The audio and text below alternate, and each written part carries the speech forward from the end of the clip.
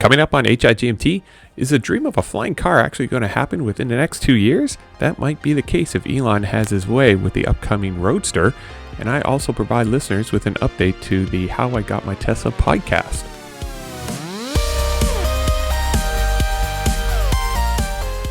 Welcome to How I Got My Tesla, the podcast of indeterminate length for Saturday, February 20th, 2021, episode 30 in Ottawa, Ontario. I'm Matt Wilson. Let's start off with a few Tesla things you should know. Elon Musk recently sat down with Joe Rogan and he had a lot to say about the upcoming Tesla Roadster. During the interview, Elon mentioned that he's hopeful that the Roadster will begin shipping sometime in 2022, and depending on the Roadster configuration, it would include cold gas thrusters from SpaceX just to help with acceleration. And if that was not enough, Elon also teased I'd like to see the thrusters placed under the Roadster so it could hover anywhere between a few feet and 6 feet above the ground and even travel at a fast rate of speed while hovering.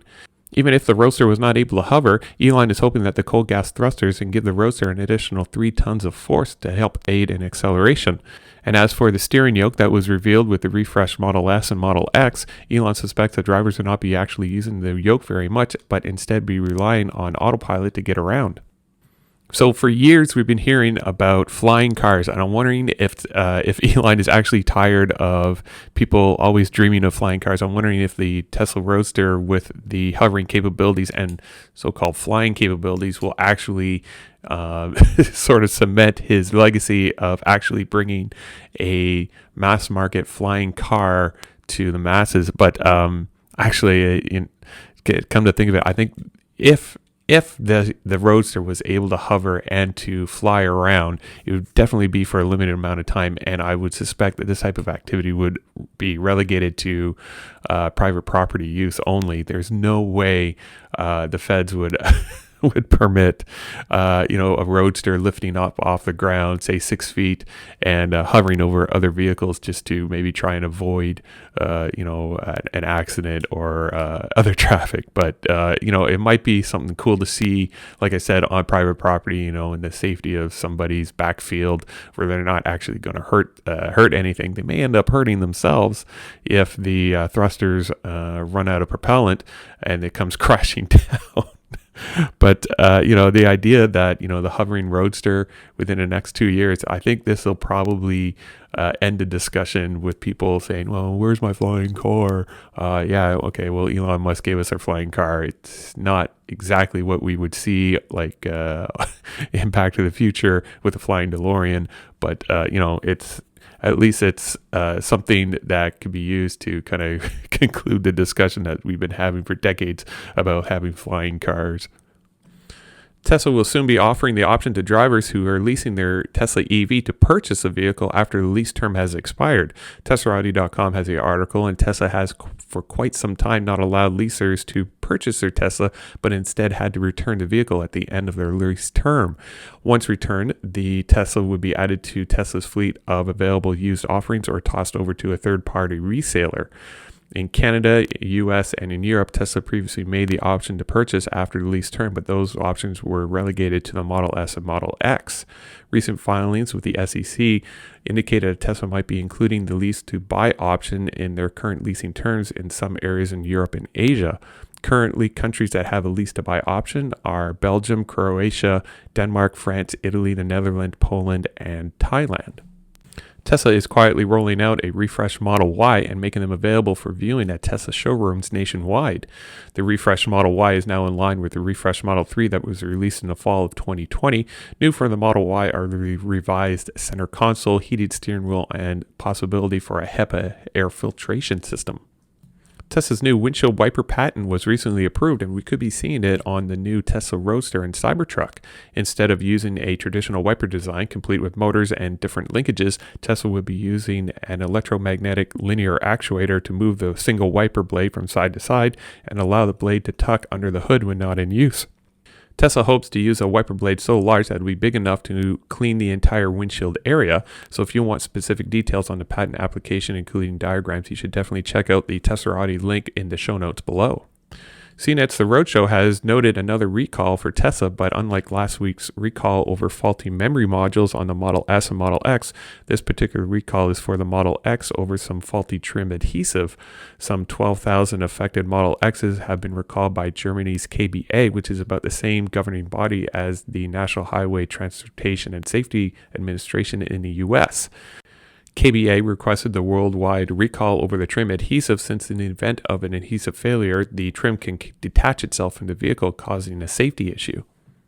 And Tesla recently adjusted their prices on their Model 3 and Model Y this week, according to electric.co. Now, keep in mind the prices that I'm quoting are in US dollars. As of this recording, Tesla has yet to change any of the Model 3 and Model Y prices here in Canada. So as for the Model 3, Tesla dropped the price of the Standard Range Plus by $1,000 while raising the price of the Performance version by the same $1,000. Prices starting for the Standard Range Plus now start at $36,990 for the Performance version, prices start at $55,990. The price for the mid-tier long-range Model 3 remains unchanged at $46,990. Interestingly, the Model Y had a $2,000 price adjustment for the standard range version, and the price for the Performance Model Y went up by $1,000. The lowest price for a standard range Model Y now starts at $39,990, while the Performance version starts at $60,990. Like the mid-tier long-range Model 3, the long-range Model Y remains unchanged at $49,990. This is great news for anyone that's trying to get into a Tesla vehicle of some sort. The fact that Tesla is able to lower the prices of their base models by, not an insignificant amount of money, it, just opens up the barrier to entry for those people who want to get into an EV of some sort. And I think with pressure coming on from other vehicle manufacturers who are just starting to get into the EV space, this allows Tesla to lower their prices to be more in line with, probably not so much be in line with what is being currently offered at a cheaper price from other automobile manufacturers, but at least it gives Tesla the flexibility to lower the prices just a little bit to make people think, well, sure, I could go for, a Chevy Bolt, but for maybe a couple $1,000s and I can scrape together, maybe I can get myself into a Tesla Model 3 or a Model Y. So, I think the ability for Tesla to change the prices on their base models is great for new people who are trying to get into a Tesla vehicle, such as myself, and while also making up for those prices with raising the prices on their Performance versions, gives probably Tesla a little bit more flexibility in recouping whatever money might have been cost on their base models. With the colder weather descending on Texas this past week, we're starting to hear stories of those individuals who were probably spared the worst by either relying on installed Tesla solar panels and Powerwalls or even their vehicles themselves. With rolling blackouts, some Tesla owners are being creative with keeping their members of their family warm overnight by spending the overnight hours in their electric vehicles. TeslaAudio.com has several stories on what some people have had to go through in Texas, and I will include their link in the show notes below. And speaking about Texas, we might as well take a look at Gigafactory Texas that's under construction. Thanks again to Joe Tegmeyer and Jeff Roberts for their daily drone footage. In Joe Tegmeyer's February 13th video, Joe goes into some details regarding the expected stormwater management that's going to be used at Gigafactory Texas, including some pictures of possible precast structures and design principles. The structures that are being delivered on site are the very first items that have to do with the required underground infrastructure that is needed for the Gigafactory. The overall progression on the site has slowed quite a bit over the past week, mainly due to the unusually cold weather, bringing in snow, freezing rain, and power outages. Looks like all on-site concrete production has stopped, which is to be expected with the freezing cold temperatures. One of the first casting machines seems to be fully assembled in the Model Y casting plant, and HVAC ductwork is now being assembled in the southeast corner within the stamping plant. There are now 18 mobile crawler cranes now on site, which is about 2 less than were present a few weeks ago. So let's talk about the How I Got My Tesla podcast. Back in episode 20, I talked about going down to one vehicle for the family starting in May of this year, and that the funds normally allocated to a second vehicle would be better utilized somewhere else within the household budget. So this meant that I had to do some spreadsheet calculations to find out what the lowest amount of cash is needed to get into the Tesla Model 3 or Model Y by the fall of 2022. And the fall of 2022 is an important date for me because that is when the lease is up on my Mazda CX-5.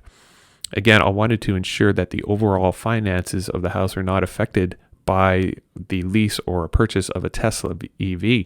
So after all the calculations were completed, I found out that in order to get into a Model 3 Standard Range Plus, I would need $6,300 cash for a 4-year lease or $14,500 cash for an outright purchase over an 8-year term.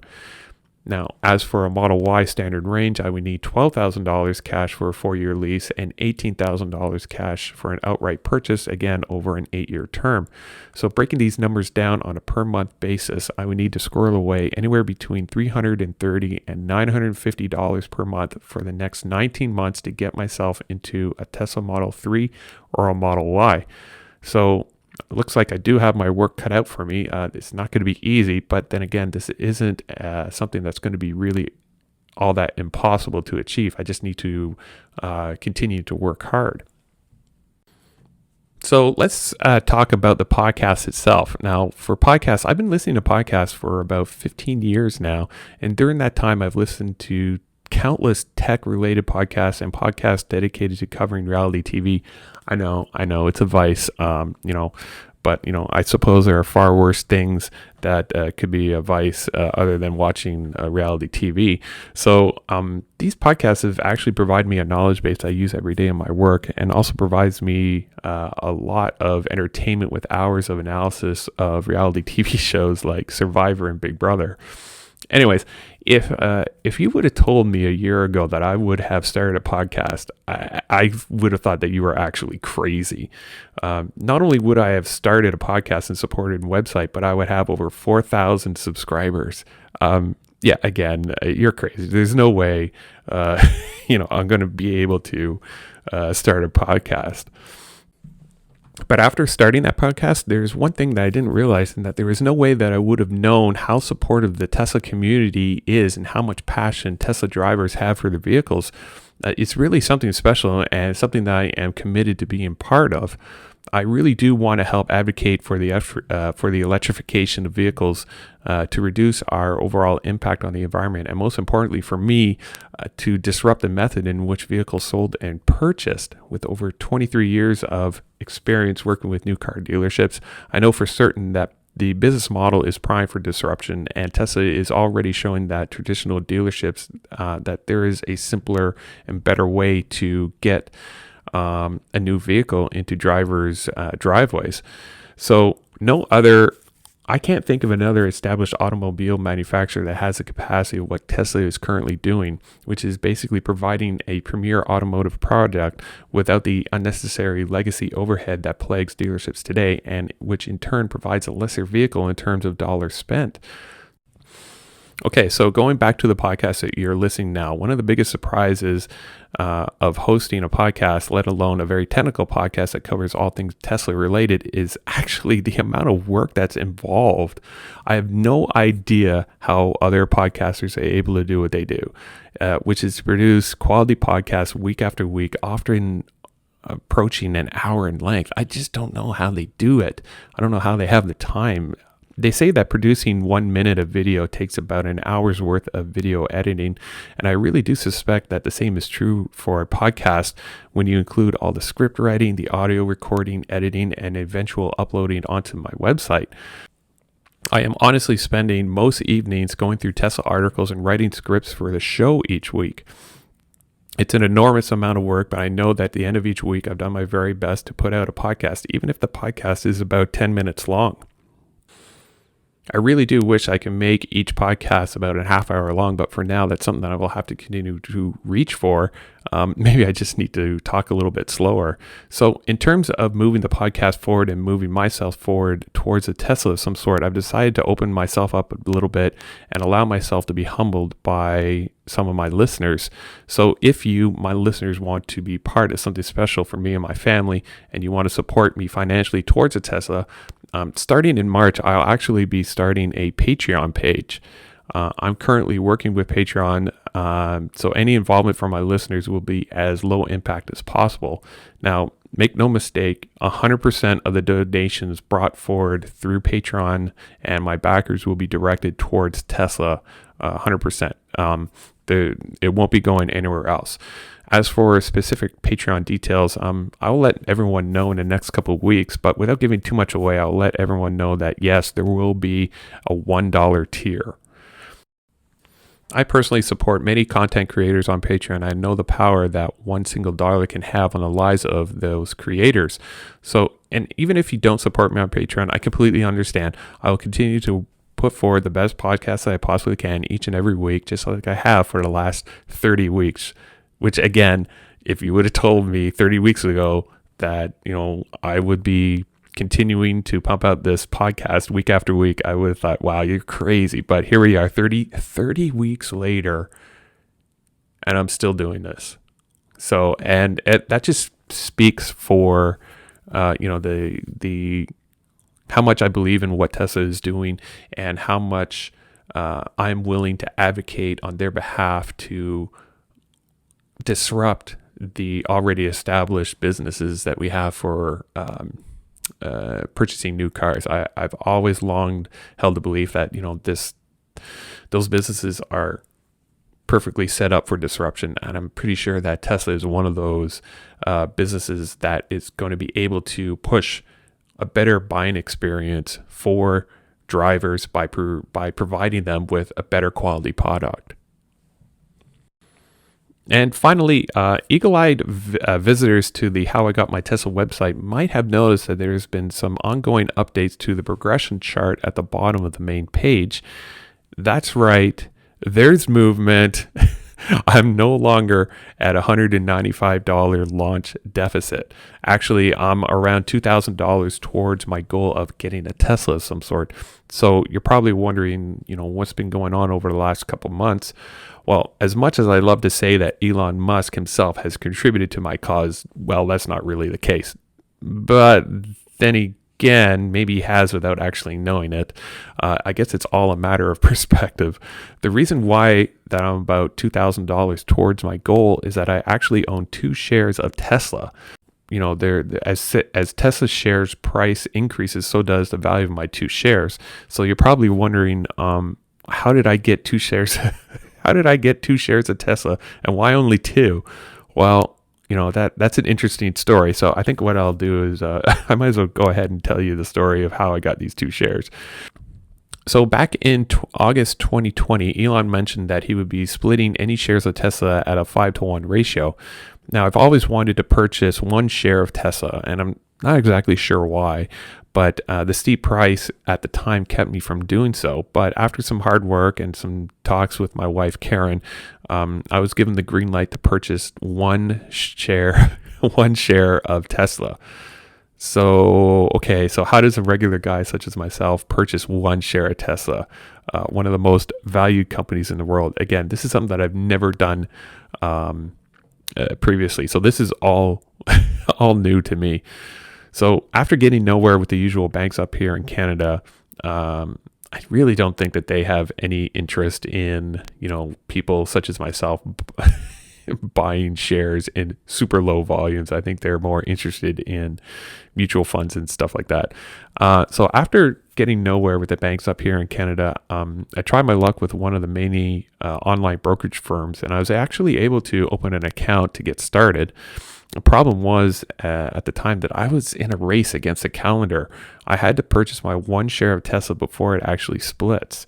Now, by now it was around mid-September, and I only had a few days to seal the deal. Another problem for me, and I didn't know the impacts at the time, was that Tesla stock was increasing every day by a considerable amount. The longer I took to purchase the stock, the more expensive it would be to actually purchase. Now, keep in mind, I also had a set budget too. It was really a race.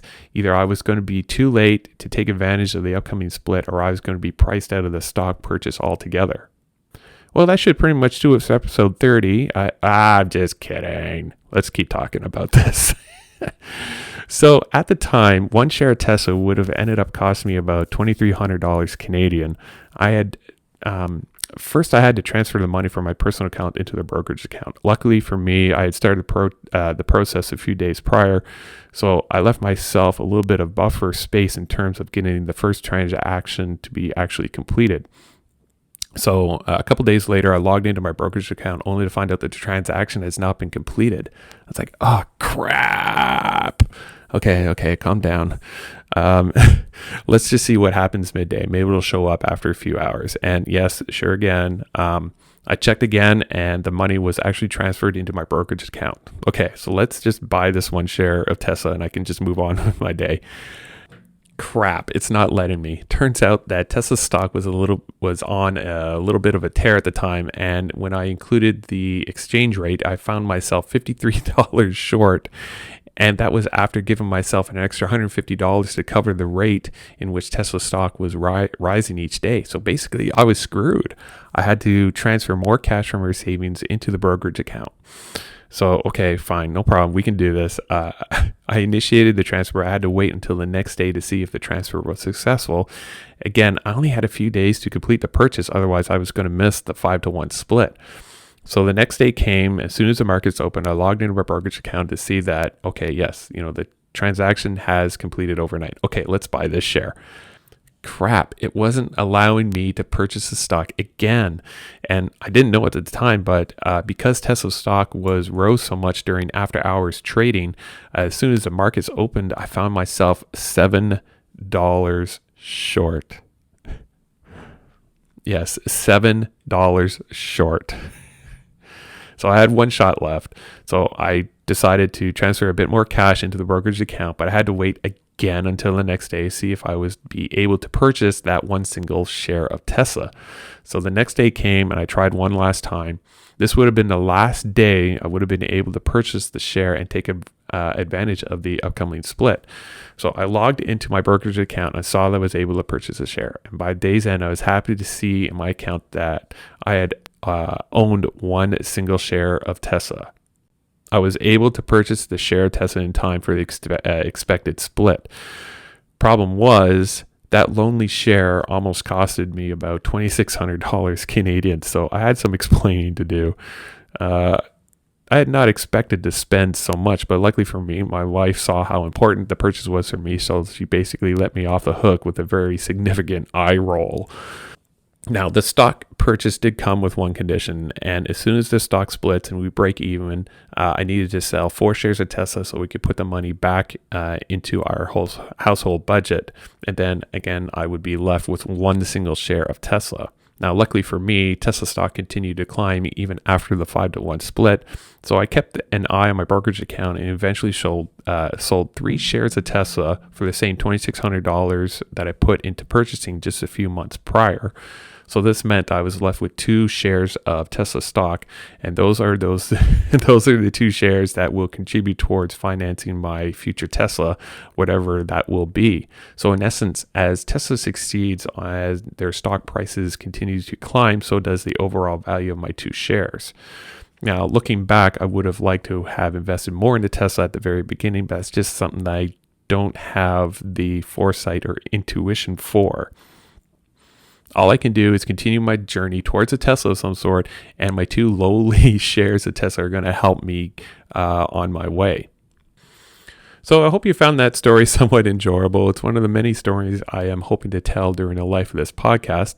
And as mentioned previously, if you want to help me into a Tesla of some sort starting in March, I invite you to check out my Patreon page. The tiers I've set up are very reasonable and come with some great perks should you decide to support me. And again, even if you don't, that's perfectly okay with me too. I completely 100% understand. I will continue to put out my weekly podcasts. Well, that should pretty much do it for episode 30. If you're looking to purchase a new Tesla and you want 1,000 free supercharging miles, feel free to use my referral program link in the show notes below, or head on over to ts.la/Matthew40942. It looks like Chatty is the only person to make use of my referral program link, so thanks, Chatty. Let's try hashtag for this episode, let's try hashtag flying roadster. And the overall hashtag for this podcast is hashtag HIGMT. And if you have any comments for me or any feedback, you can feel free to throw me an email at HowIGotMyTesla@gmail.com. And as always, you can watch my progress towards a Tesla by visiting HowIGotMyTesla.com. You can also follow me on Twitter, Instagram, and now ClubHouse by simply searching for How I Got My Tesla. You can look for me on ClubHouse, where I'll be hosting an informal chat about the topics covered this past week. So I invite you to share your thoughts and stories on all things Tesla. So thank you for listening. This podcast is produced by Matt Wilson and hosted by Squarespace. Music for this episode is Cascade by Cubby.